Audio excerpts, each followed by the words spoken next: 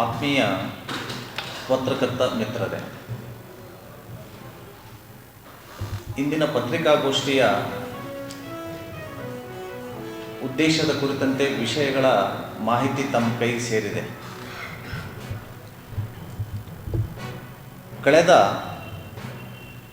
1ನೇ ತಾರೀಕು ಅಂದರೆ ಡಿಸೆಂಬರ್ 31 ರಾತ್ರಿ ಕರ್ನಾಟಕದ ರಾಜಧಾನಿ ಬೆಂಗಳೂರಿನಲ್ಲಿ ಅನೇಕ ದೃಶ್ಯಗಳನ್ನು ನಾವು ನೋಡಿದ್ವಿ.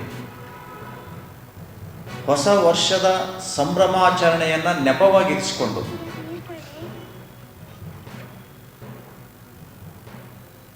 ಅಶ್ಲೀಲತೆಯ ಒಂದು ದೃಶ್ಯಗಳನ್ನು ಅನಾವರಣಗೊಂಡಿತು.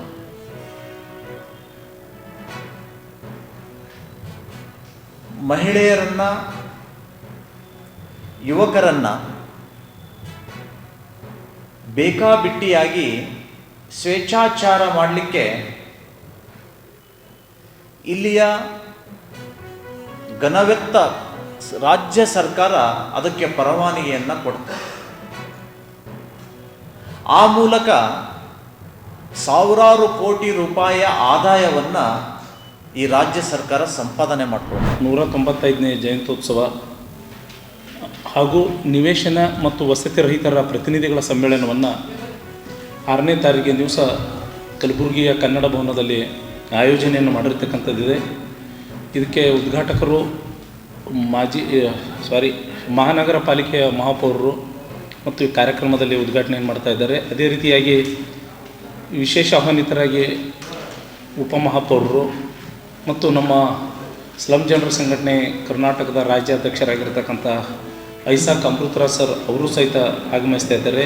ಅದೇ ರೀತಿಯಾಗಿ ಮಹಾನಗರ ಪಾಲಿಕೆಯ ವಿರೋಧ ಪಕ್ಷದ ನಾಯಕರಾಗಿರ್ತಕ್ಕಂಥ ಶ್ರೀಮತಿ ಶೋಭಾ ಗುರುರಾಜ್ ದೇಸಾಯಿ ಅವರು ಸಹಿತ ಆಗಮಿಸ್ತಾ ಇದ್ದಾರೆ. ಮತ್ತು ಕನ್ನಡ ಸಾಹಿತ್ಯ ಪರಿಷತ್ತಿನ ಅಧ್ಯಕ್ಷರಾಗಿರ್ತಕ್ಕಂಥ ವಿಜಯಕುಮಾರ್ ತೆಗಿಲ್ತಿಪ್ಪಿ ಸರ್ ಅವರು ಮತ್ತು